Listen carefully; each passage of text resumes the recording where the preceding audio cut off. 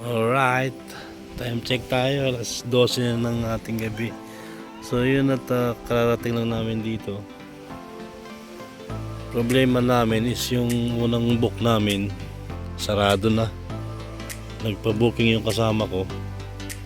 Hindi naman pala nabasa nung may-ari. So naghanap kami ng ibang beach.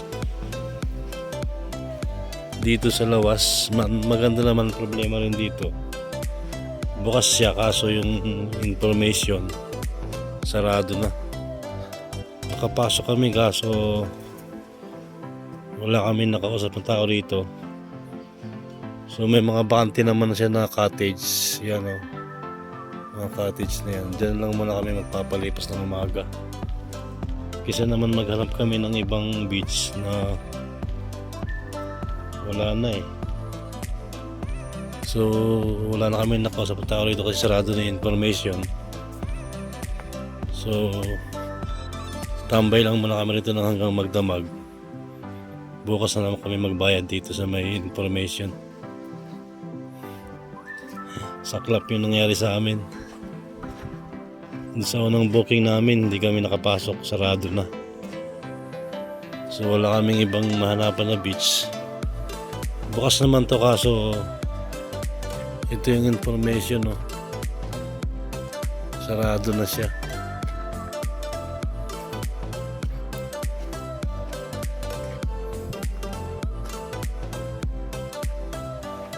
Ano, doon tayo?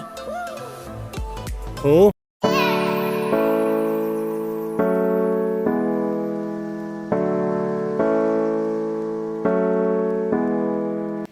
Good morning. Yun, welcome sa ating Lawas Seaside Resorts. Yun, napakaganda rito mga idol. Yun at alas 7 na ng umaga, nagigising ko lang. Iikot ko lang kayo dito sa ito yung CR nila. Yan, napakalinis sa CR nila dito. Ito yung pinaka-function hall nila. Ayan. Tapos ito yung lutuan. Pwede nga magluto dyan. Ayan pa rito. Gripo. Ayan. So ayan, may mga kwarto-kwarto dyan.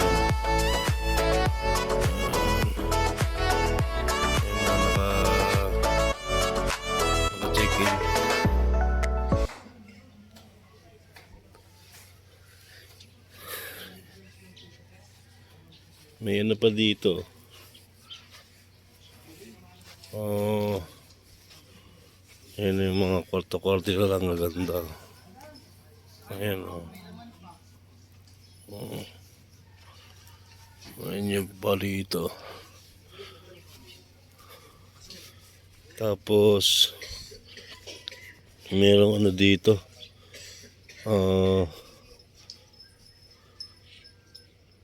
Palaisdaan ata to. Pwede kang mamingwit dito. Ayan o. Palaisdaan yan siya. Ayan o. Dito yan lang yan o.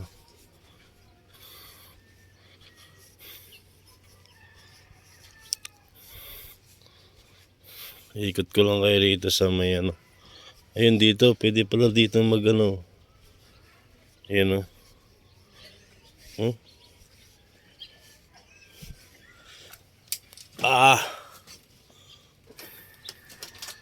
Pwede ka dito mamingwit siguro.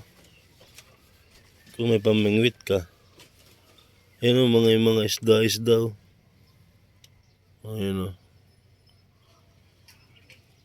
Palaisdaan. Ayan, maraming activities dito.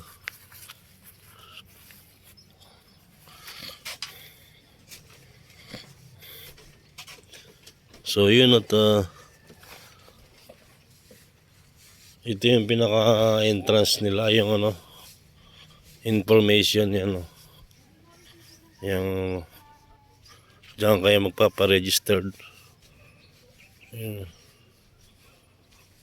Ito yung parkingan nila. Maluwag dito, maluwag. Malawak. Ayun o.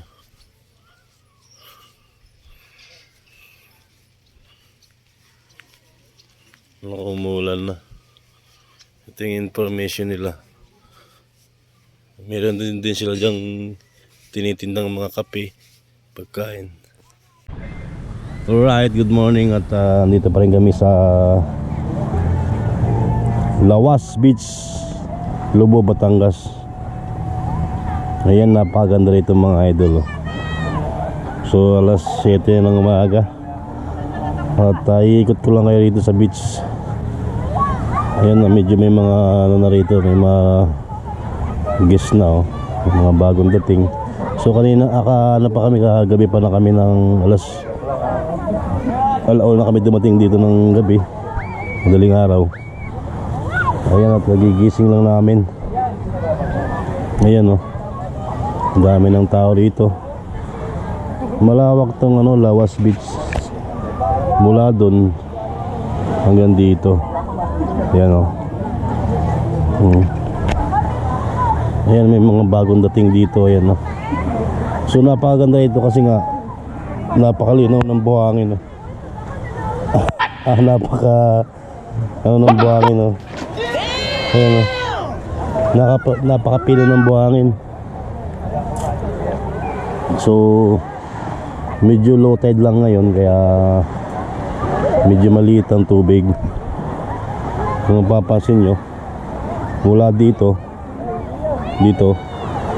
so ando na yung tubig So ang kagandahan lang, hindi siya mabato. Yun kahit mababaw siya, buhangin pa rin. Hindi katulad ng ibang beach na pag bumabaw siya, batuhan na.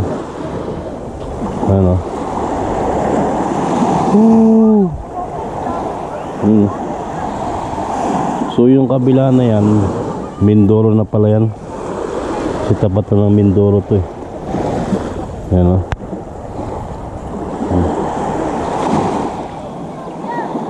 Yun nga pala pag pupunta kayo rito, so pag galing kayo ng Maynila, babiyahe kayo papunta rito. Pag nakamotor kayo, nasa 4 hours ang biyahe, 4 to 5 hours. Pero kung naka 4 wheels naman kayo, so kayang-kaya ng mga 4 hours yun. So napakagandang beach nito. Ayan At saka maganda yung rito, yung mga accommodation nila. Yung kung gusto mong mag-overnight, meron silang mga room. Nagre-rate sila ng bato, semento. So yun.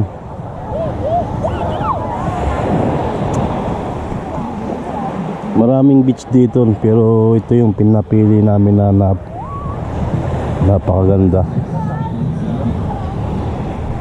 Meron pa doon sa dulo, may mga nagkakampa doon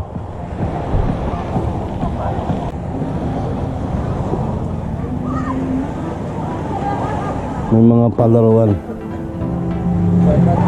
Shoutout kay Boss Igan Siya tangal dyan ang lifeguard.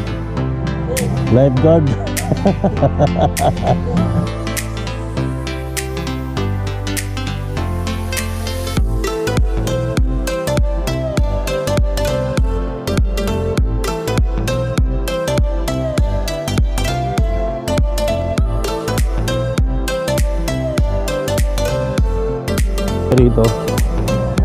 So yung mga nagbabalak dyan na mag-beach,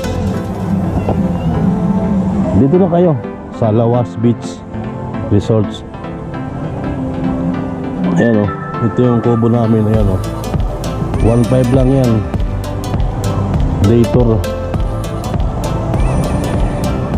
Napakaganda rito kasi talagang buhangin, wala kang makikita ang bato. Ayan meron ng bato, maliliit lang. Ayan o.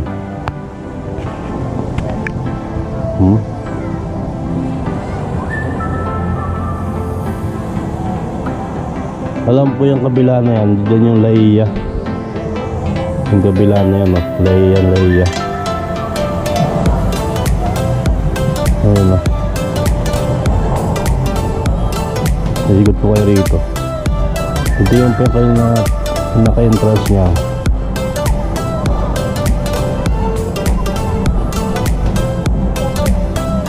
Ayan o. Lawas Seaside Resorts.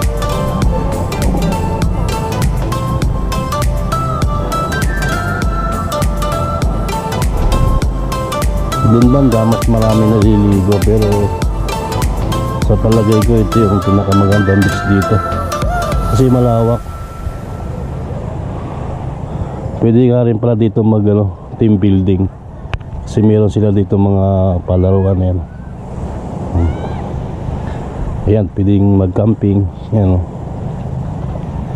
pwedeng mag tent.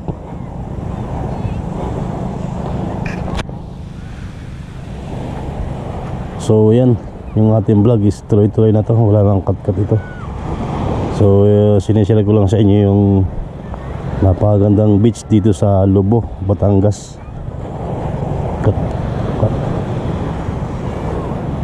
Ayan, dito marami pa ditong hanggang doon sa dulo. Ayan o. So iba nang may-ari nito kasi yung Lawas Beach hanggang dito. So iba nang may-ari nito. Meron pa rin dito. So maganda rin dito. So medyo maliit lang kisa dito sa Lawas Beach. Ayun, marami rin dito nagka-camping. Dito ang pwedeng mag-camping kayo. Ayan o.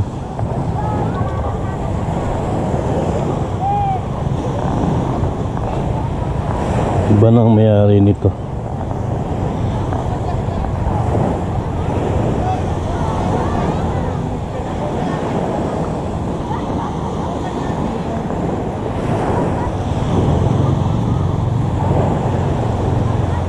Ayan, at marami nang naliligo dito.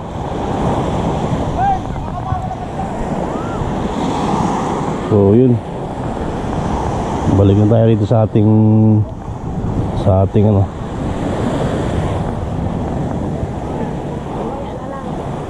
ating tent. Ayan, medyo maliit lang tubig sa ngayon, pero kagandahan dito kahit hibas, kahit maliit yung tubig,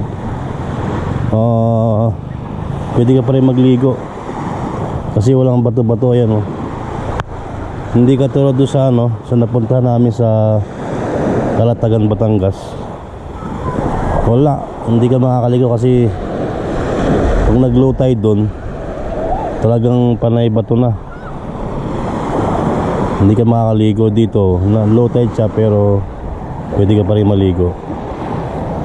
Yan ang kakaibahan sa ibang beach. Sabi ng isang mama, para daw akong baliw, nagsasalita mag-isa.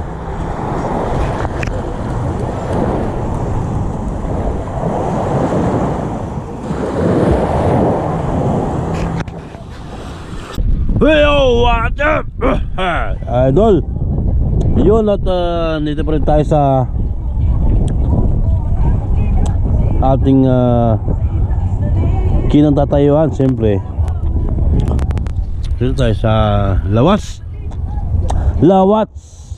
Beach. You're right. So yun, at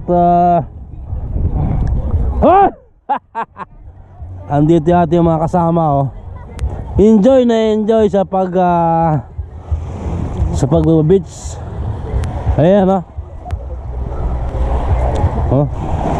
mga sirena parang mga pagong na lasing na. Woo! Yan shout out. Ayun ay boss sa video. Ayan Puta, mga nagtimbo ng buhangin.